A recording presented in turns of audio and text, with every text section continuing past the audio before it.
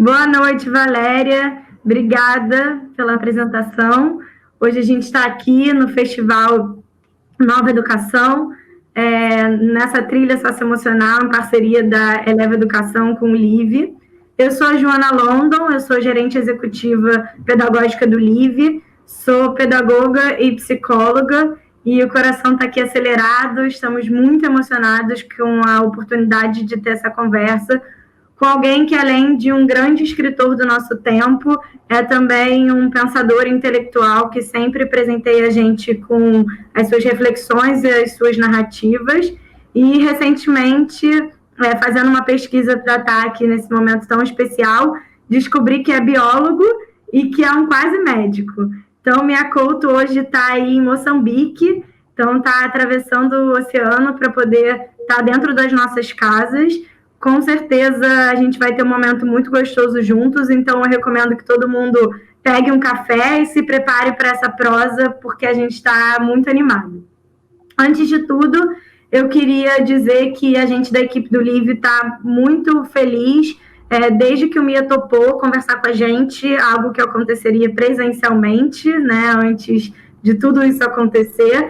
A gente praticamente estabeleceu uma contagem regressiva. Todos nós compramos o livro do Terra Sonâmbulas e a gente leu todo mundo junto para poder se aquecer para esse encontro.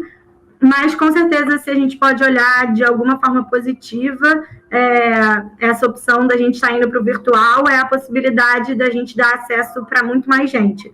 Claro que não tanta gente assim, né, pensando no país que a gente vive, mas, com certeza, a oportunidade de chegar em muitas casas, Brasil afora, e aumentar ainda mais essa rede. Para quem não conhece, o LIVE é um programa socioemocional da Eleva, que acredita muito na criação de um pilar e de uma cultura socioemocional na escola.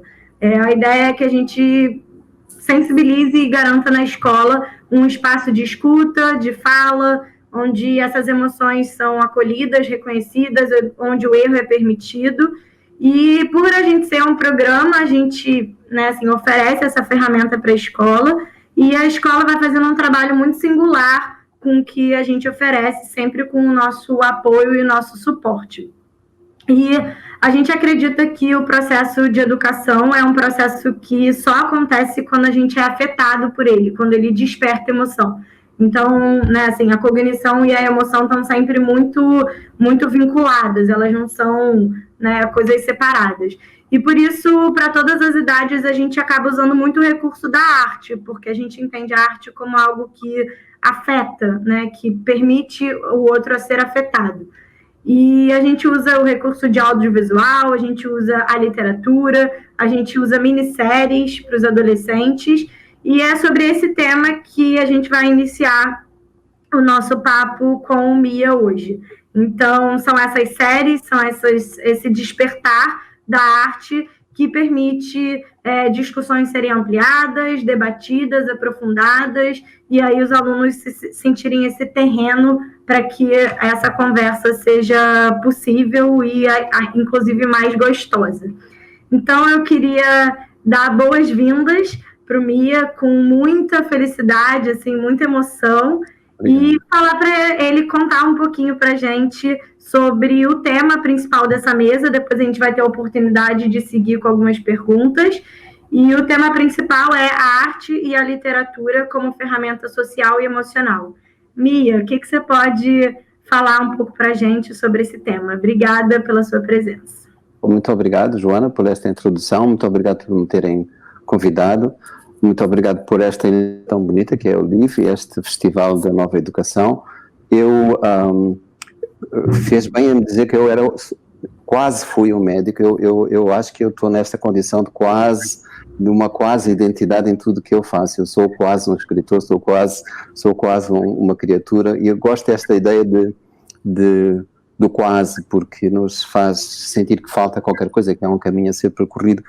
Eu vou falar sobre a maneira como esta crise desta pandemia nos afetou a todos nós, não é? E quero começar por expressar essa solidariedade que é impossível manter calada com o Brasil, com aquilo que o Brasil está está a sofrer com esta pandemia e que está a sofrer também de maneira agravada por causa da forma como foi desprezada pelas autoridades brasileiras a gravidade desta epidemia, não é? E esta sistemática negação do discurso da ciência, não é? Do valor da ciência, o desrespeito que nos chega como notícia tão triste, não é? Que é manifestado pelo presidente do Brasil em relação à morte e ao sofrimento dos brasileiros, não é?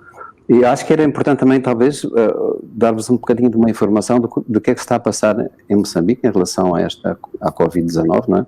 Eu estou numa posição, talvez, um bocadinho privilegiada, porque faço parte da comissão científica que dá assessoria ao governo moçambicano. E aqui, vale a pena dizer isto porque esta comissão foi criada mesmo antes de haver algum caso. O primeiro caso de infecção em Moçambique já existia uma comissão que é composta não só por gente ligada à medicina, mas também por gente ligada às ciências sociais, à economia, à cultura. No meu caso, eu estou lá por causa desta outra abordagem, desta outra visão, que faz com que a epidemia não seja entendida em Moçambique não apenas como um fenómeno da saúde, mas também um fenómeno mais global. Moçambique, eu sei porque já estive no Brasil tantas vezes, mas chega pouca notícia do Moçambique e da África em geral, e neste caso eu acho que seria importante saber que tanto em Moçambique como na grande parte dos países africanos esta epidemia não chegou com a gravidade que chegou a outros continentes, e isso no caso de Moçambique eu posso falar, talvez tenha sido em grande parte porque foram tomadas medidas sérias e atempadas, não é? Que fazem com que até hoje Moçambique tenha 21 mortos apenas e só tem 9 pessoas internadas, não é? Isto significa que há coisas que nós não percebemos, não sabemos quais as razões que fazem prevalecer este padrão de transmissão tão ligeiro, tão leve, não é? Mas sabemos que há fatores de governação que estiveram presentes e que, em geral, quando se olha para a África, pensa sempre que isto acontece por razões naturais, mas nunca por causa de fatores de governação. De qualquer maneira, eu quero fazer ligar aqui nesta pequena conversa que nós vamos ter aquilo que eu vivi como uma espécie de drama. Eu perdi o chão em relação às certezas algumas das certezas que eu tinha, e acho que esse é o ponto principal que eu queria colocar. Há muita gente que pensa que vai haver um pré e um pós, que depois deste drama da Covid nós vamos despertar perante uma humanidade nova, perante um mundo novo. Eu não tenho essa percepção. Eu acho que esta doença primeiro nos atingiu não como se fôssemos um mundo único, simultâneo, partilhado, como uma aldeia global, mas também realmente nós temos a percepção hoje mais clara de que vivemos em diferentes mundos com diferentes realidades que são díspares e que são realmente tão desigualmente distribuídas.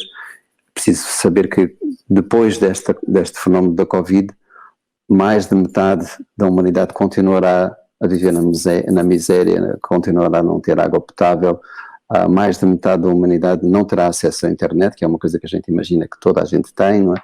E talvez 1 bilhão de pessoas continuará a morrer por causa de uma outra pandemia que não tem um nome tão simples, que se chama fome, não é? Então isto não vai desaparecer como um golpe mágico depois da pandemia, mas acho que há algumas lições que nós podemos tirar, e aquela que eu tirei tem a ver com uma coisa que é uma certa ideia ilusória, não é? Que nestes últimos 2 séculos se tornou ainda mais patente, não é? Que é de uma civilização que se deixou cegar e inebriar pelo seu próprio poder, sobretudo pelo poder tecnológico, não é? Nós tínhamos a ideia de que somos todo poderoso, vou ratificar esta frase, temos a ideia de que somos todos poderosos, não é? E que, de repente, essa imagem de força, não é? De poder, foi quebrada por uma criatura invisível que nos deixou a todos tão desprotegidos, tão desarmados, não é?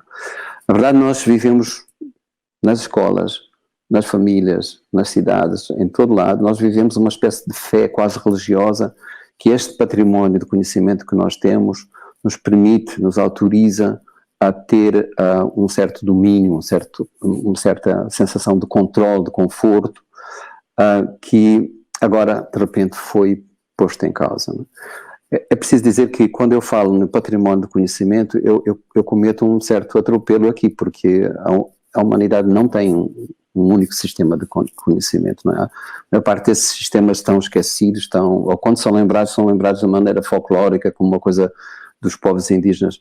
Em Moçambique é preciso dizer que esses sistemas de conhecimento estão vivos, têm uma dominância que me parece bastante saudável e convivem junto com outras culturas. Moçambique tem mais de 25 línguas, de 25 culturas e todas elas partilham uma mesma visão orgânica, holística do mundo. Não há esta ideia de que o universo teve um princípio e um fim do mundo, há uma ideia de um tempo circular e por isso a Covid foi sentida e pensada pela maior parte dos moçambicanos de uma maneira dupla, quer dizer, por um lado, os moçambicanos estão atentos ao mundo, receberam as notícias que eram sempre alarmantes de todo o mundo e olham o mundo pela janela da ciência moderna, mas também olham o mundo através de uma outra cosmogonia que rejeita este pensamento de um fim do mundo, de um juízo final, não é? Portanto, eu agora vou voltar a falar sobre esta percepção mais local, mais do meu lugar. Mais à frente vou falar sobre isso. De qualquer maneira, eu acho que o discurso dominante nesta sabedoria que se globalizou comete um erro desde há mais de 2 séculos, que é, bem mais que há 2 séculos, para dizer a verdade, isto começa a sedimentar-se quando são impostas estas religiões monoteístas, não é? E que conferem à nossa espécie um lugar central no universo. Quer dizer, nós atribuímos a nós próprios uma posição superior numa hierarquia inventada do mundo e da vida, não é? E parece que toda esta história que o planeta viveu se justifica apenas para nos colocar no topo da evolução e para nos confirmar como proprietários da natureza, daquilo que a gente chama de recursos naturais. Eu odeio esta palavra recursos naturais para falar do património natural, né? Então nós ficamos cegos por esta visão antropocêntrica, ficamos cegos pelo poder da tecnologia e ficamos cegos por uma espécie de delegação de poderes divinos que atribuímos a nós próprios, não é? Então, esta Covid-19, esta pandemia tem a dimensão trágica que todos nós conhecemos, mas existe um drama psicológico que me parece que eu gostaria de tratar mais em detalhe nesta conversa e que, como eu já disse, resulta desse espetáculo súbito da nossa impotência. De repente nós confrontamos profundamente com a nossa incerteza, com a nossa insegurança e como ela é partilhada por os que vivem no centro e que vivem nas periferias, não é? Então, a Covid vem confirmar que afinal sabemos muito pouco sobre aquilo que pensávamos que não era importante porque era invisível, que são estas criaturas que nós com alguma arrogância achamos que vivem numa escala do invisível, não é? Pensamos que são exteriores, pensamos que são distantes de nós, não é? E há aqui uma evidência que agora é clara, é que na natureza não existe centro, não existe um lugar de posse, não existe um posto de comando, não é? E eu agora falo como biólogo, às vezes os biólogos são terríveis porque quando se lhes dá confiança eles nunca mais se calam sobre o assunto da biologia, mas eu vou ser rápido. Eu acho que o que está evidente agora é que esses processos vitais, não é, que acontecem, não estiveram à espera do homem para acontecer, acontecem há milhões de anos e acontecem numa escala que para nós realmente é impensável porque é invisível, não é? Mas todos os grandes mecanismos que criaram e que continuam a criar a vida localizam-se nesse universo dos vírus, das bactérias, dos fungos, não é? E nós pensamos à escala daquilo que para nós é perceptualmente visível, não é? Mas, e por isso pensamos que o que se passa no domínio dos rios, das florestas, dos oceanos, dos ecossistemas, e que nessa escala é onde se localizam os grandes regentes deste concerto planetário, não é? Mas realmente os grandes maestros desta orquestra vivem e moram numa dimensão microscópica. Se há um centro que mantém a vida viva, esse centro mora perto de nós, dentro de nós, mas numa escala que nós não vemos e num mundo que pensamos que é mais distante do que o próprio Sol, que a própria Lua. Mas esse universo está aqui, à nossa volta e dentro de nós. Então, isso que erradamente chamamos de microcosmos é de facto o macrocosmos, e não... Até agora nós estudamos esse mundo por causa das doenças, e agora voltamos a estudar esse mundo porque ocorreu uma doença terrível, não é? Mas, na verdade, o que é importante, eu penso que isto tem que ser falado nas escolas, desde do mais básico nível. Eu acho que é importante mostrar que estas bactérias, que estes vírus moram dentro de nós, são parte de nós. Nós somos feitos maioritariamente por estes outros seres. Quer dizer, essa fronteira que se estabeleceu entre o humano e não humano tem que ser revista, e aqui não é um discurso já da biologia, é um discurso que extravasa este domínio desta disciplina, porque eu acho que quando as crianças percebem que a maior parte das nossas células são células não humanas, que uma parte dos nossos genes foram emprestados, foram doados, não é, por estes outros seres, quando uma criança percebe que nós só somos humanos porque uma grande parte de nós é feita por outros seres, é feita de outros seres, é muito difícil que esta criança venha a ser amanhã um fundamentalista de qualquer coisa, um racista, um fascista, ou alguém que procura, por via da violência, a pureza em nós ou em qualquer outro sistema social ou outro. Então acho que esta é uma das grandes oportunidades para apreendermos todos nós que essa diversidade, e este vírus vem-nos só alertar para isto, não é? Esta diversidade não existe fora de nós, existe dentro de nós.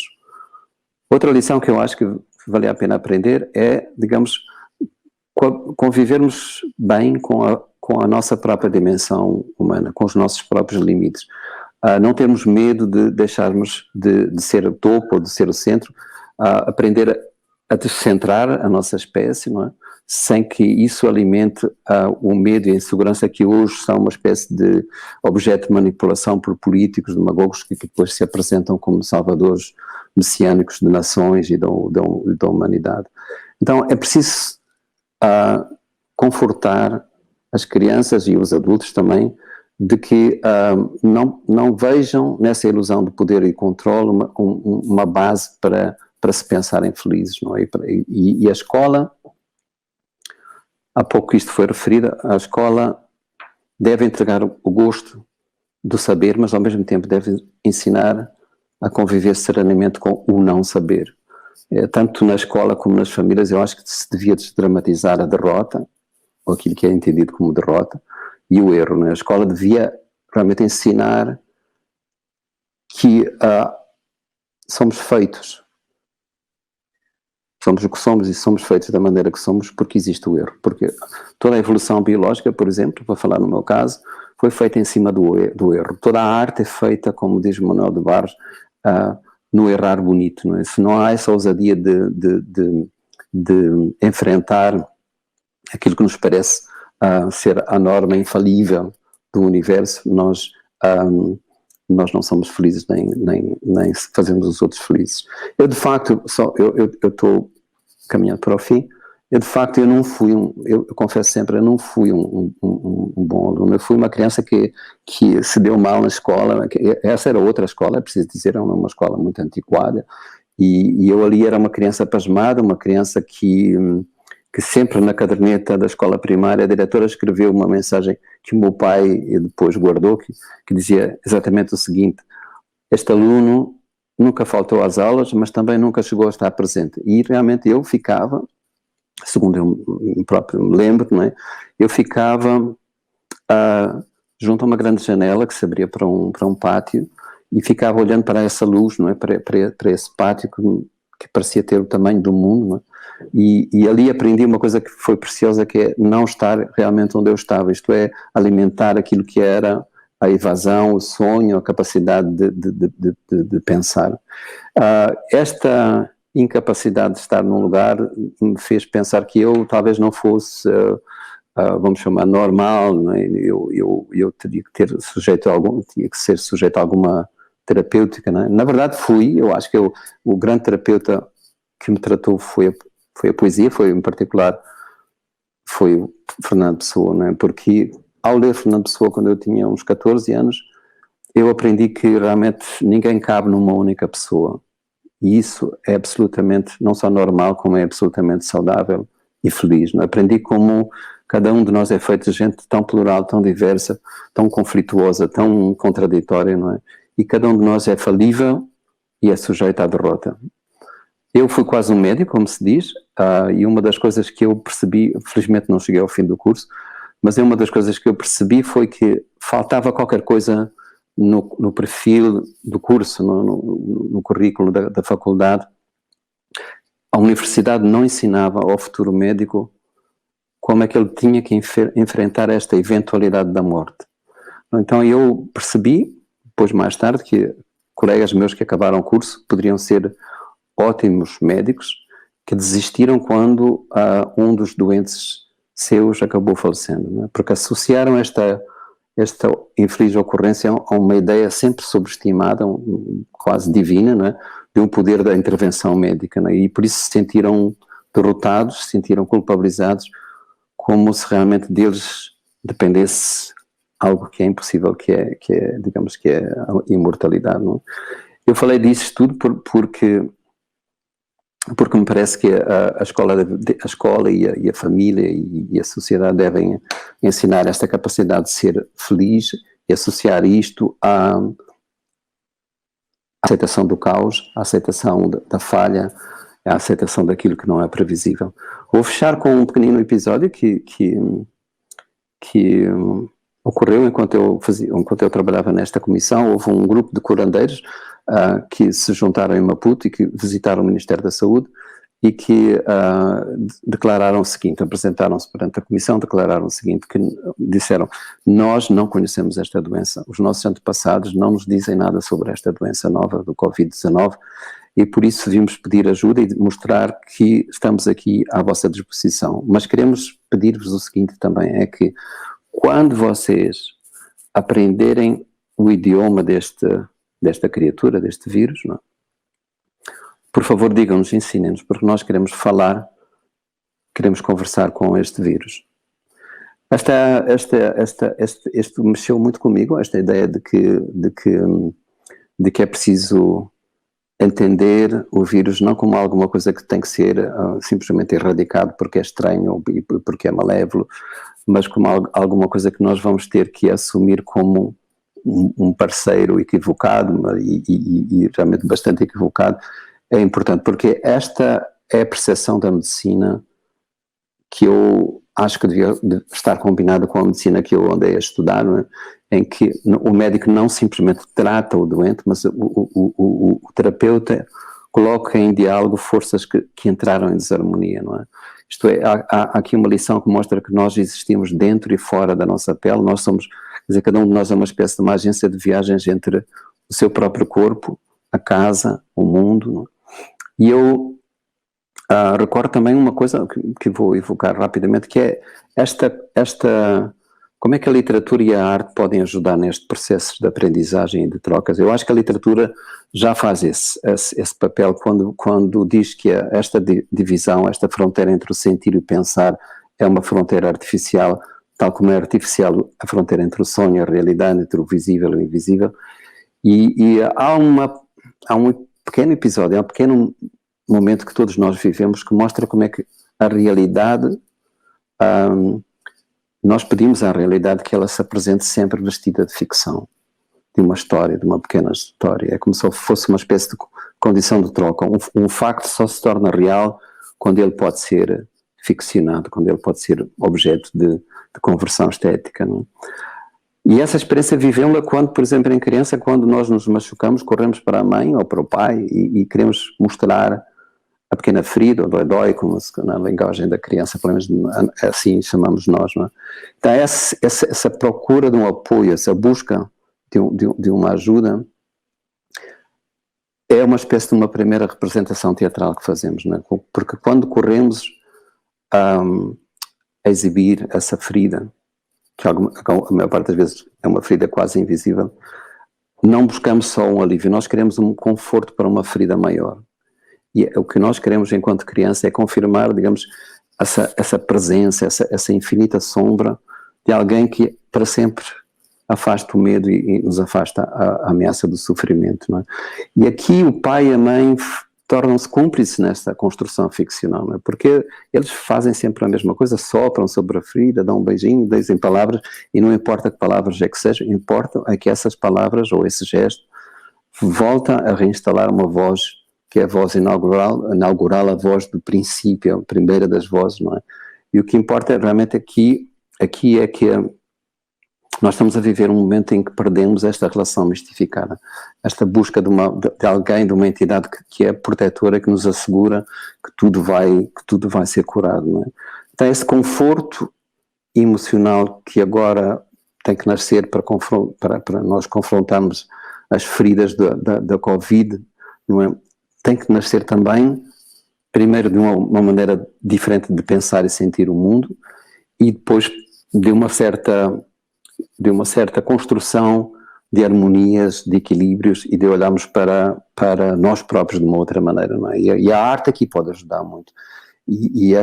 Por isso é que eu, em resumo, sugiro o seguinte, que esta oportunidade que esta grande calamidade nos traz é de repensarmos repensarmos o nosso lugar no mundo, não mais nos sentirmos como centro, e vivermos esta partilha, e portanto essa partilha é uma partilha descentrada, e que a segurança nossa no planeta e no universo não vem do facto de nos rodearmos de fortalezas ou de paredes ou na busca de identidades que sejam puras, mas que venha da aprendizagem de conversas, e conversas, como disseram aqueles curandeiros, conversas que incluam este vírus e milhões de outros seres que nós não somos capazes de ver.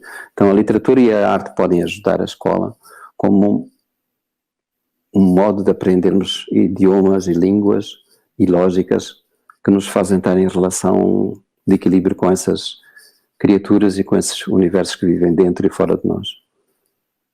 Então era isto que eu queria dizer. Se calhar eu levei mais tempo que o previsto, peço desculpa, mas então acho que agora temos num momento que podemos conversar. Mia, nossa, obrigada. Estou aqui elaborando, respirando a sua fala. Acho que a gente também parte de tudo isso que a gente está vivendo é aprender um pouco sobre outro tempo, né? Assim, acho que a gente estava vivendo um processo muito acelerado de vida e agora assentar para que as palavras cheguem. A primeira pergunta que eu queria fazer, até já inspirada por algo que você já iniciou falando, mas acho que seria legal que você pudesse se aprofundar mais, acho que principalmente por você falar um pouco dessa sua formação, né, e até uma deformação também, né, que também o quase, né, que você falou um pouco, e sobre o seu processo educativo. Eu fico pensando, essa pergunta foi inspirada numa pergunta que a gente recebeu da Juliana, e com toda essa experiência que a gente está vivendo, né, desde o início da pandemia, onde as escolas precisaram quase que se reconfigurar, se repensar, e a escola, de alguma forma, ganhou um lugar organizador, né, na sociedade. Para quem não para quem estava duvidando dessa instituição, acho que foi um momento das pessoas entenderem a importância dela, né? Mas também uma oportunidade de se repensar de alguma forma, né? Do como que a gente estava fazendo, do que a gente estava fazendo como escola. E as famílias e as escolas aí precisaram enfrentar esse desafio enorme de inventar e reinventar caminhos, mas para garantir de alguma forma que esse processo educativo se mantivesse, né? Você pode contar para a gente, assim, como que esse processo educativo te marcou? E aí, transbordar a escola também, né? Porque eu acho que você já falou um pouco da sua experiência como escola. Você consegue resgatar se nesse seu processo educativo você teve espaço para esse acolhimento das emoções, do erro que você trouxe, que eu acho que é muito lindo essa fala do Manuel de Barros, né? Assim, errar bonito. E como que isso influenciou, assim, tanto quem você é hoje, como as escolhas que você fez?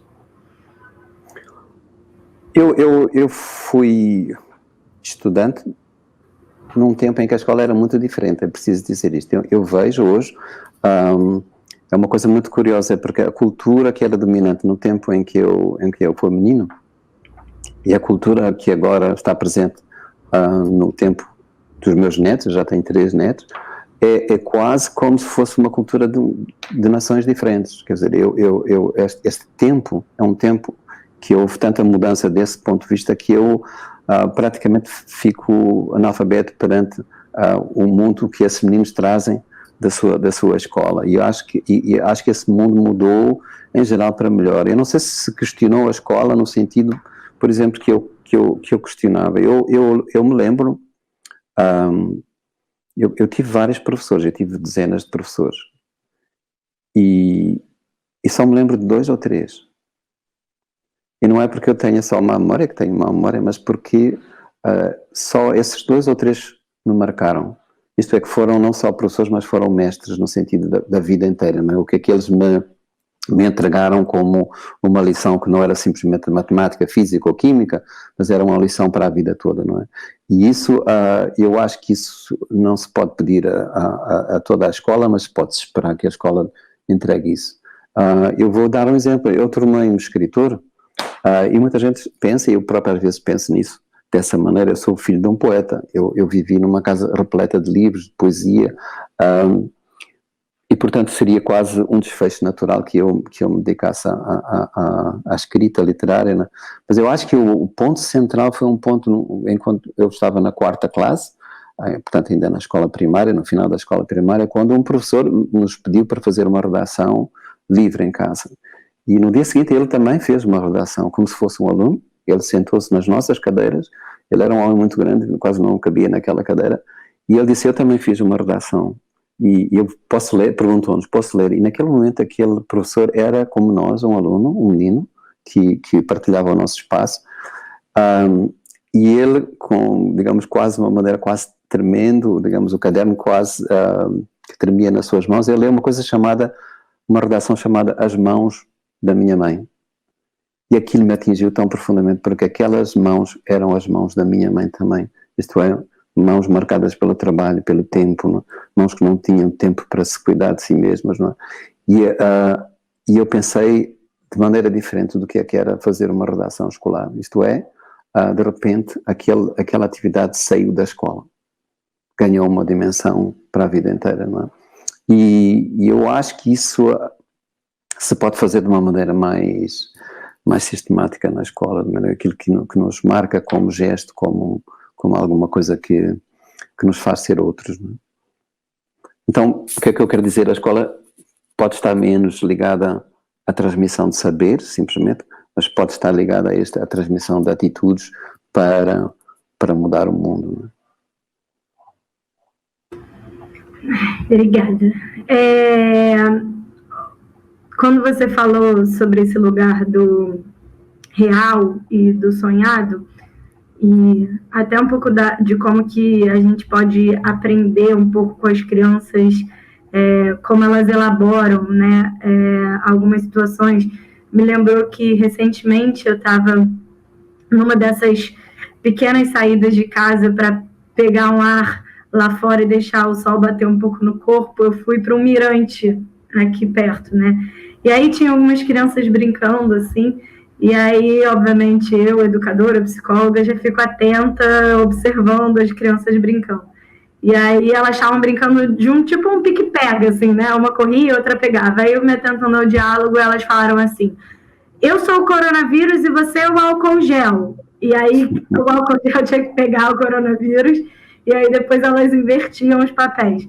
E eu fico pensando o quanto a gente, de alguma forma, tem como aprender, assim, né, com esse lugar lúdico, essa maneira que as crianças também ensinam a gente, né, que eu acho que é um pouco que você falou desse lugar do adulto como alguém que também está aprendendo, né, e não só alguém que está ali depositando o conhecimento e a experiência como se só a gente tivesse o que dar e não tivesse mais o que receber, se a gente virasse uma chave. Eu estou de acordo. Desculpa, pensei que você tinha feito. Né? Acho que eu só vou emendar minha pergunta porque eu quero, junto com ela, pegar aqui uma inspiração que foi da Bianca, que também mandou uma pergunta para a gente, que você trouxe recentemente, numa entrevista, inclusive, que você deu para um jornal aqui do Brasil.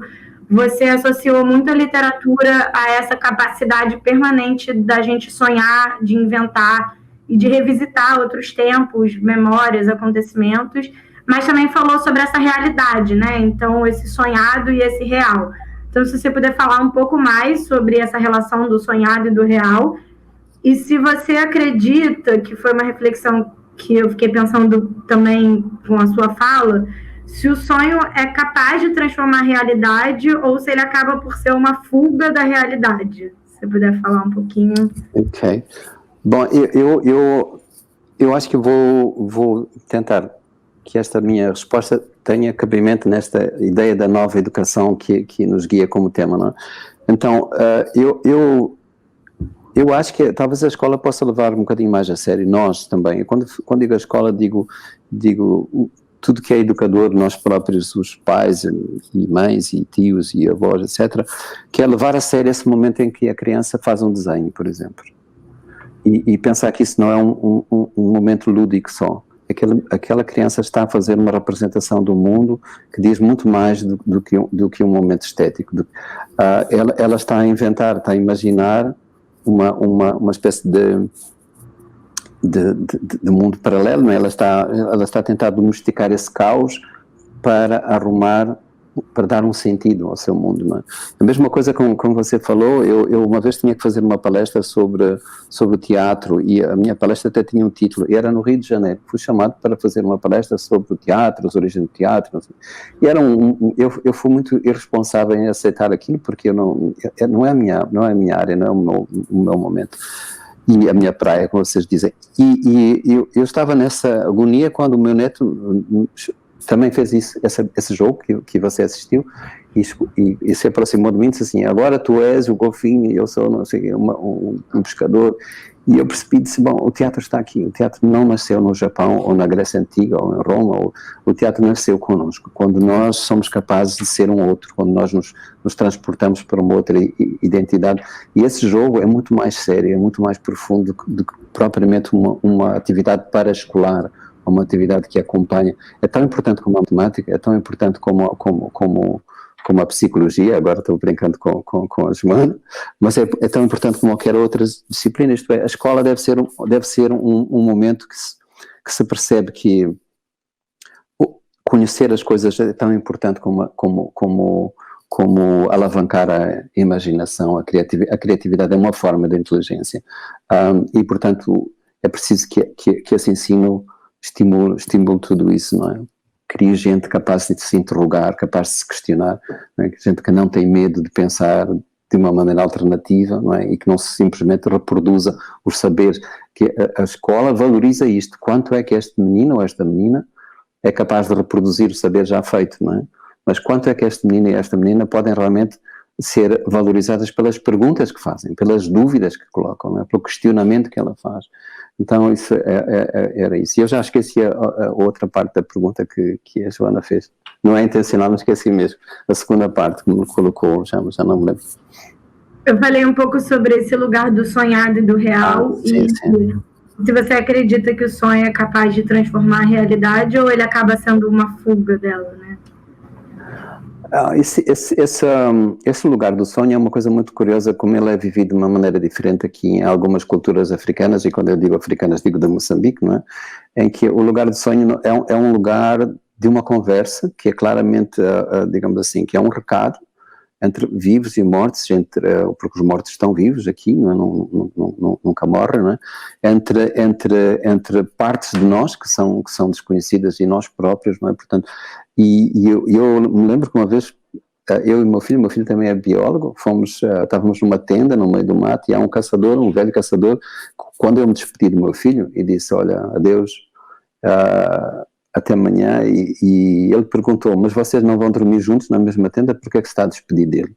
E portanto, a ideia da presença, nós temos uma ideia diferente, nós deixamos de estar presentes porque desligamos, porque passamos a dormir. Quando dormimos, é como se fosse qualquer coisa que se desliga dentro de nós, não é? E nessas culturas nós estamos tão presentes, tão ligados, quando sonhamos, quando dormimos, porque o sonho confere essa presença autêntica e inteira, não é? E portanto, esse lugar do sonho tem que ser talvez também repensado. Eu sei que não é neste tipo de sonho que você está agora a referir, mas eu acho que talvez o importante aqui é não dar tanta importância, não é? Tanta solenidade a essas fronteiras entre coisas, entre categorias, entre sonhos e realidade, me recordo sempre que o Ho Chi Minh, que foi um revolucionário, foi um poeta e o primeiro presidente do Vietnã, escreveu na cadeia, escreveu os mais belos e delicados versos de amor de sempre, digamos, dele. E quando ele saiu, ele deu uma entrevista e perguntaram como é que você, nessa realidade tão obscura, não é, tão dura da prisão, como é que você foi capaz de escrever versos tão delicados? E ele respondeu o seguinte, que para mim é o lema da minha vida, que ele disse: eu desvalorizei as paredes. Isto é, ele nunca esteve preso. Não é? Então acho que desvalorizar as paredes tem a ver não só com este conceito mais comum, mas com essas paredes que nós próprios construímos quando construímos o nosso pensamento, não é? Mia, agora inspirado um pouco numa pergunta que a Renata mandou para a gente, as suas obras, elas são muito sensíveis, né, e elas são sensíveis, é muito perceptível o cuidado que você tem com as palavras, com os personagens, e até com a ilustração, né, acho que aquelas capas do livro, que são sempre, já de cara a gente já fica ali emocionado e com vontade de mergulhar naquela história. E a gente já te ouviu dizer em outras entrevistas o quanto muitas dessas histórias nascem de relatos, né, de escuta que você faz de outras pessoas, o que me faz, de alguma forma, né, assim, acreditar que essa escuta, ela efetivamente te tocou, né, tocou em você a ponto de você depois ser despertado para fazer uma escrita em cima dela de algo tão sensível. Então, como a gente se propõe muito a falar sobre, assim, não só falar, eu acho que tá aí, acho que a grande virada, né? Mas valorizar a escuta, né? Que é algo que a gente, infelizmente, talvez veja pouco hoje, né? A escuta dessa criança, acho que você contou um pouco. E a escuta não só do que é falado, né? Mas das nossas representações, das nossas ações, das nossas emoções. Então, se você puder contar um pouco sobre como esses encontros e a escuta, elas podem ser potentes para a gente, como que você é afetado por elas, e aí não só nesse processo da escrita, mas o Mia como pessoa, né? Assim, como você é atravessado por esses encontros e essas escutas. Bom, eu tive um privilégio porque eu vivo num país que tem uma enorme diversidade. É preciso dizer que Moçambique tem, como eu já disse, tem 25 povos, pelo menos, e cada um deles tem a sua língua, tem a sua cultura, tem a sua cosmogonia, não é? Então,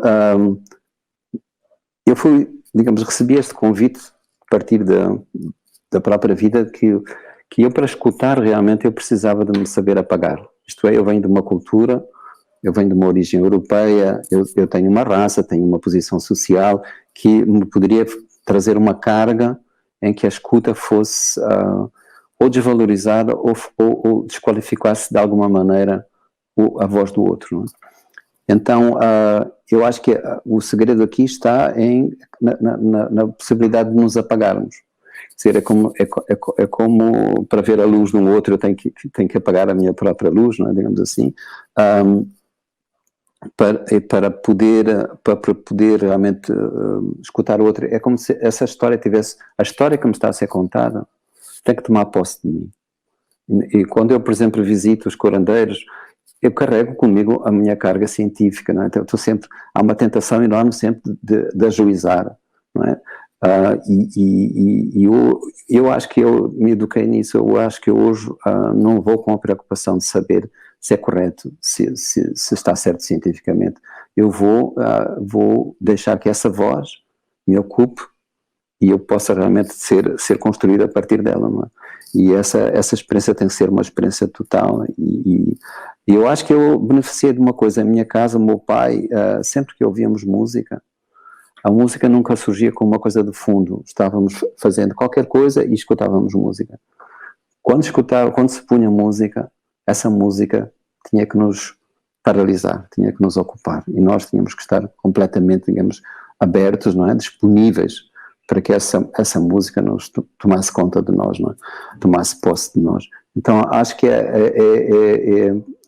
o exercício é este, provavelmente.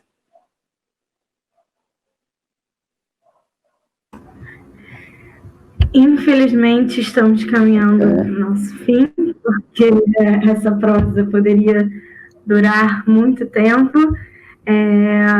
Mia, eu queria fazer uma última pergunta. Você até na sua fala inicial trouxe um pouco desse lugar. Essa pergunta, né, assim, também vem de uma escuta sua, de outras entrevistas, de outros lugares que a gente já teve a oportunidade de te ouvir. E você fala muito que o escritor, ele está sempre num novo início, né? Que cada nova história é uma nova trajetória, é um novo mundo que se abre. E a gente está lidando com uma pandemia, né? Algo totalmente desconhecido e novo para todos nós, né? Logicamente, como você muito bem disse, não dá para a gente dizer que está todo mundo vivendo a mesma coisa, mas todo mundo está vivendo um desconhecido, né? Cada um com a sua experiência, e de alguma maneira essa experiência ela gera um certo sentimento de ameaça ao futuro, né? Assim, o que vai ser? Acho que tem muitas perguntas. Claro que a gente já está aí quase, né, 6 meses vivendo isso, então já nem é tão desconhecido assim, apesar de ser. Como você acha que esse processo, né, e essa experiência da escrita, de estar sempre inaugurando uma nova trajetória, um novo mundo, ele pode, de alguma forma, inspirar e ajudar a gente a passar por esse momento? Você acha que é possível a gente fazer um pouco uma inspiração nisso que você diz de novos inícios? Sim, eu acho que nós já, antes desta pandemia, nós já estávamos, digamos, já nos tinha sido roubada essa ideia de futuro, não é? A convicção de que o futuro era uma coisa, digamos assim, de acesso fácil e visível, não é? Por várias causas. A gente sabe algumas delas, não é? Por exemplo, esta invasão de uma lógica de mercado, o falecimento das grandes narrativas, não é? Que guiaram, por exemplo, a minha geração, das causas que tinham um inimigo perceptível, com rosto, com nome. Enfim, todas essas razões nos roubaram um pouco a ideia de um futuro facilmente previsível. De qualquer maneira, eu acho que o que eu posso falar dos meus próprios livros, não posso falar em nome dos escritores ou da literatura, obviamente, mas eu acho que as filosofias africanas têm esta coisa que eu aprendi e que me ajudou muito, não como escritor, como pessoa, como alguém que pode ser feliz e que quer ser feliz. Aqui, nas línguas de Moçambique, não existe uma palavra para dizer futuro. Obviamente existe uma ideia de futuro, uma percepção de futuro, mas não se pode nomear por causa desta ideia de que o que é sagrado é um tempo redondo, é um tempo não cronológico, não é? E então não existe um medo de uma coisa que não é previsível, não é? Não existe as pessoas não ficam desarmadas perante o facto de não saber exatamente o que é que vão ser esses vários amanhãs que se seguem, não é? E isso, digamos assim, isso faz com que as pessoas realmente possam ter mais capacidade de viverem, de construírem, sem uma coisa que afinal é ilusória. Porque mesmo o sentimento de previsibilidade que existe, por exemplo, numa sociedade europeia, ele é falível, é altamente ilusório, porque ninguém imaginava há 10 anos o que se estava a passar, o que se passa hoje, por exemplo, não é? Nem há 5 anos, não é? Com as crises financeiras, esta crise de saúde, etc. Digamos que se fica melhor preparado quando a gente tem uma expectativa, sim, e uma construção de tempo, mas que não se tenha toda a confiança de que essa ideia de futuro está instalada e, digamos, e ficamos perdidos quando isso não acontece. Da mesma maneira que o aluno que se sente perdido por não saber, e se calhar esse sentimento de perda lhe é mais favorável do que ele pensa, porque não sabendo ele vai procurando alguma coisa, vai em busca de alguma coisa, não é? Talvez também esta ideia de que o futuro não está tão definido previamente, e o convívio sereno com esta coisa de que é o não prever, acho que é uma aprendizagem boa.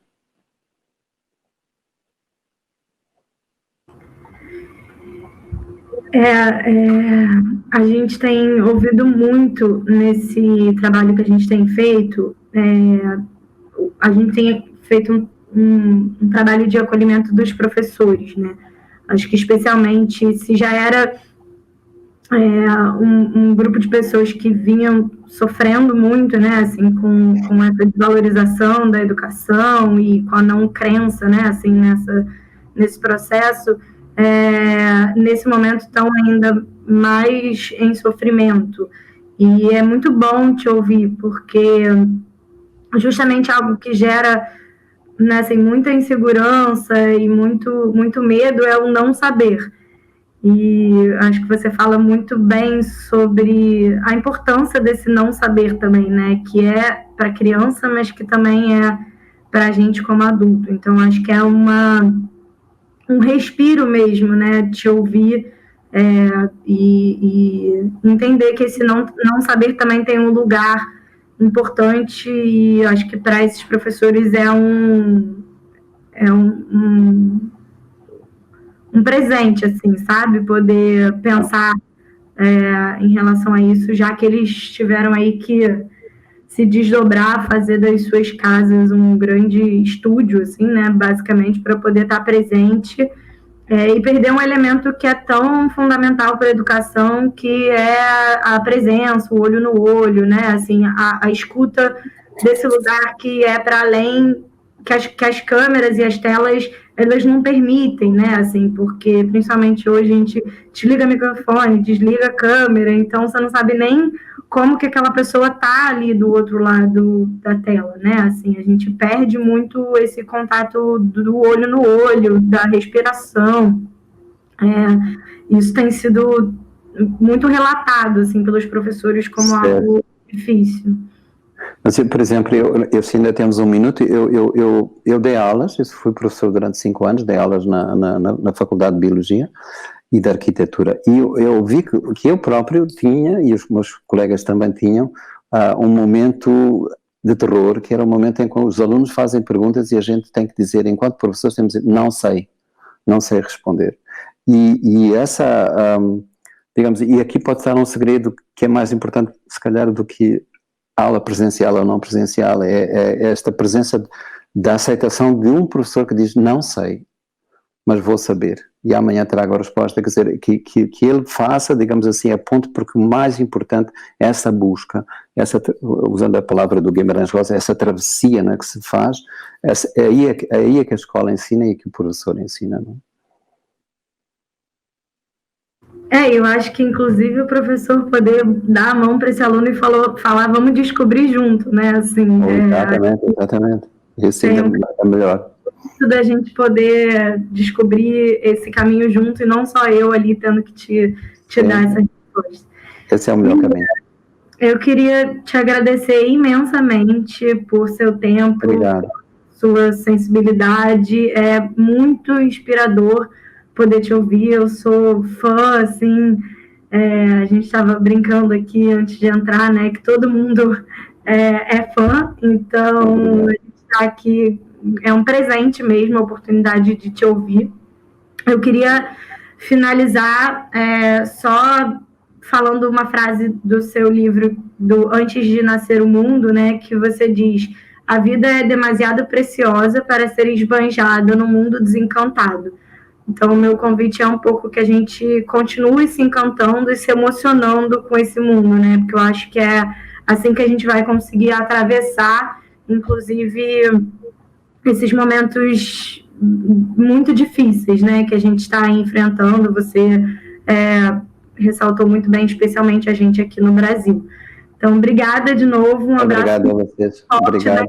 E que chegue com calor aí do outro lado. E foi um prazer enorme te ouvir. O prazer foi meu. O presente foi vocês que me deram este presente. Muito obrigado. Obrigada. E agora a gente vai voltar lá com a Valéria no estúdio e que a gente siga aí se inspirando e criando essa rede de troca e de afeto, que com certeza é o que vai sustentar a gente. Obrigada, gente. Um abraço para vocês todos e todas. Obrigado.